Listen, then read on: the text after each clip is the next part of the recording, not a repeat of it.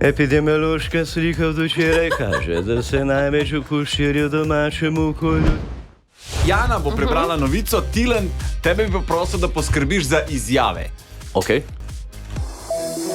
Od tega tedna dalje je v veljavi uredba, po kateri se morajo vsi lokali zapreti ob 22 in 30 minut. Dodatne nejasnosti okoli nove uredbe je včeraj pojasnjeval direktor NIJZ Milan Krek.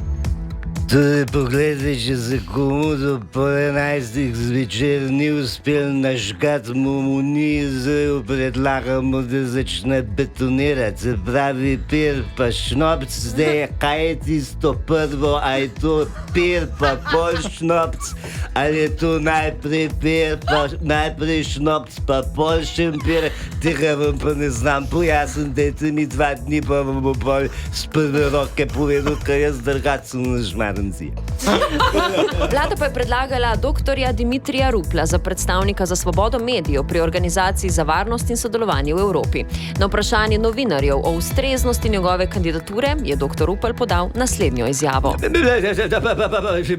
Ja, mislite, kaj se greste, da me boste skole spraševali, kar hoče jaz, pa mislite, da mi jaz kar odgovarjam. Poslušaj, jaz še odgovarjam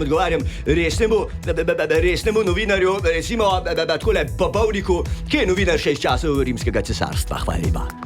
No, za konec pa še izjava Jelka Kacina iz včerajšnje vladne tiskovne konference o epidemiološki sliki. Epidemiološka slika od včeraj kaže, da se največ okužb širi v domačem okolju, tako da pozivamo prebivalcem naj zmanjšajo obisk stranišč, ampak brez skrbi. Vlada bo poskrbela za to, da bo kljub temu dovolj sranja.